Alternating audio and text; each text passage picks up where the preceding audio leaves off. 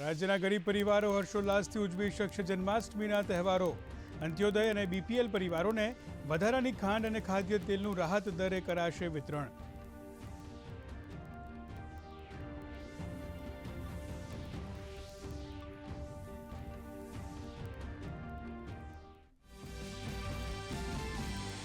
અમદાવાદમાં પાર્સલમાંથી મળી આવ્યો 5 કિલો નશાકારક પદાર્થનો જથ્થો. સાયબર ક્રાઇમે 37 જેટલા શંકાસ્પદ પાર્સલ કર્યા જપ્ત.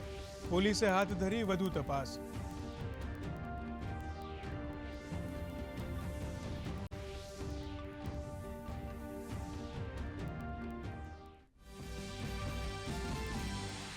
છોટી કાશી તરીકે પ્રખ્યાત જામનગરનો આજે 485મો સ્થાપના દિવસ. શહેરના સ્થાપના દિવસની કરાઈ ધામધૂમથી ઉજવણી. મેયરે રાજવીઓની પ્રતિમાઓને પુષ્પહાર કર્યા અર્પણ.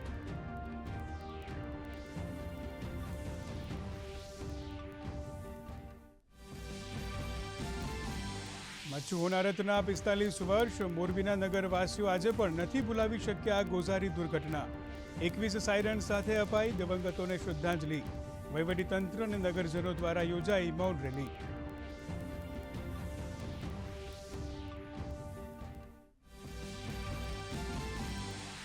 રાજ્યભરમાં અદબભેર યોજાઈ તિરંગા યાત્રા. ઓખાના સુદર્શન બ્રિજ પર આકર્ષણનું કેન્દ્ર બન્યો 2151 ફૂટ લંબાઈનો તિરંગો.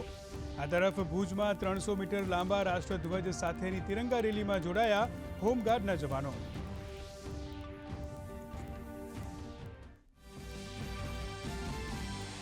દેશભરના ખેડૂતોને મોટી ભેટ. પ્રધાનમંત્રી નરેન્દ્ર મોદીએ 61 પાકોની 109 ઉન્નત જાત કરી જાહેર.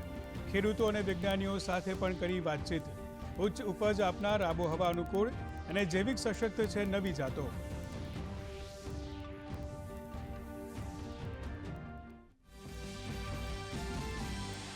સેબી પ્રમુખ માધવી પુરી બુચે હિડનબર્ગના નવા રિપોર્ટમાં કરાયેલા આરોપોને નકાર્યા. માધવી બુચ અને તેમના પતિ ધવલ બુચ પર અદાણી સમૂહ સાથે જોડાયેલી સંસ્થાઓમાં ભાગીદારીનો આરોપ. ભાજપે કોંગ્રેસ પર લગાવ્યો આર્થિક અરાજકતા ફેલાવવાનો આરોપ.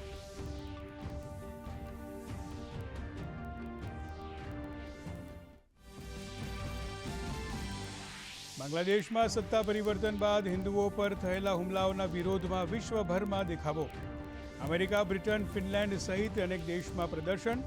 બાંગ્લાદેશમાં હિન્દુઓના દેખાવો યથાવત.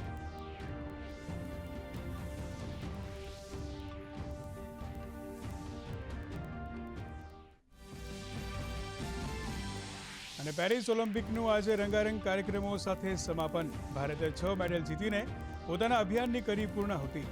સમાપન સમારોહમાં PR શ્રીજેશ અને મનુ ભાકર બનશે ભારતીય દળના ધ્વજવાહક.